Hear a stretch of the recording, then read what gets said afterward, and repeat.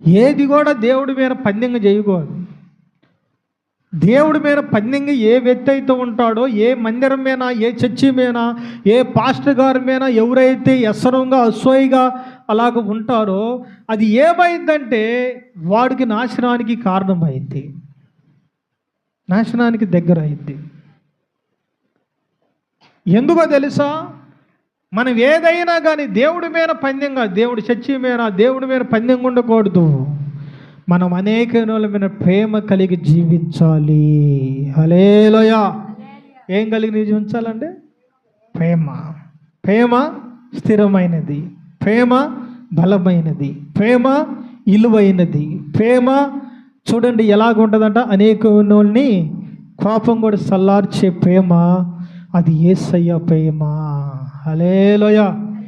ఎవరి ప్రేమ చెప్పండి? యేసయ్య ప్రేమ.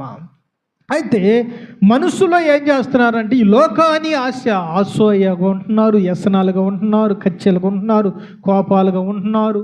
స్థలాల కాడ గొడవే, పొలాల కాడ గొడవే, చూడండి అన్నిటికాడ గొడవే. ఏంది అంటే రాండి చూసుకుందాం, రేపు అక్కడ ఉంటుంది, దేవుడు చూస్తాడు మన పని. హల్లెలూయా. ఎవడు మిడిసిపాటు పడతాడో వాడిని దేవుడు అక్కడ చూస్తాడు. రేపు దారా కమాన్ రా, హల్లెలూయా పిలుస్తాడు, కమాన్ రా రా కా రా రా. అప్పుడు వేస్తాడు, అగ్ని ఆరదు, పురుగు సావదు. ఏముండాలి అంటే మనలో ఇవన్నీ మనలో ఉండకూడదు అని చెబుతున్నాడు దేవుడు. నీలో అసూయ ఉండకూడదు, నీలో కచ్చి ఉండకూడదు, నీలో కోపం ఉండకూడదు.